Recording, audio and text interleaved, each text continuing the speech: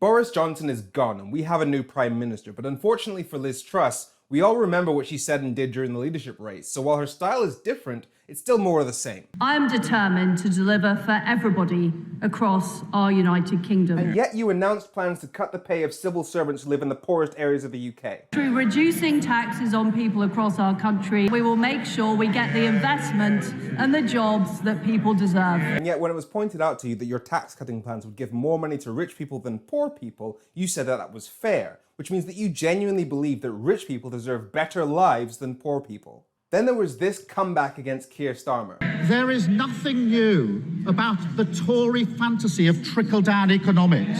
Well, there's nothing new about a Labour leader who is calling for more tax rises. But Labour hasn't been in power for the last 12 years. You have, and things are pretty bad, which means that targeting taxes at the rich is something new. And when she was told to call a general election, this was her response. We are facing a very serious crisis. That's what I'm focused on. The first photos of the Downing Street parties came out in November last year. You could have fired Boris Johnson then, replaced him with the Deputy Prime Minister Dominic Raab, had a general election and had a functioning government by April. Instead, you backed Boris Johnson right up until the bitter end, despite all of the lies and criminality, meaning that you're now having to cobble together a government in September with a crisis looming. You don't get to play the "we don't have time for a general election" card. Just say you like being Prime Minister. It's much more honest. We need to resolve the issue of the Northern Ireland Protocol.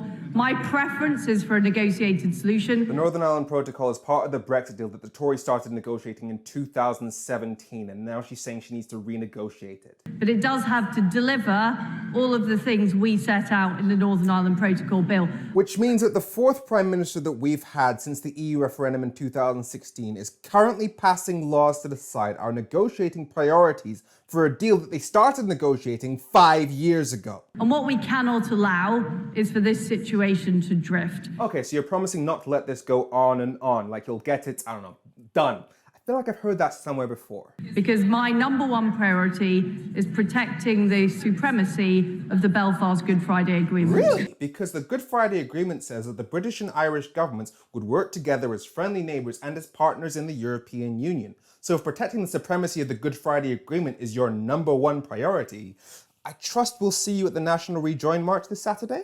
And finally, on the NHS... 12 years of Conservatives driving our NHS into the ground. Record waiting lists. Nurses using food banks. I mean, I don't agree with the way she is talking down our National Health Service. So if you criticise the government, you're talking down the country.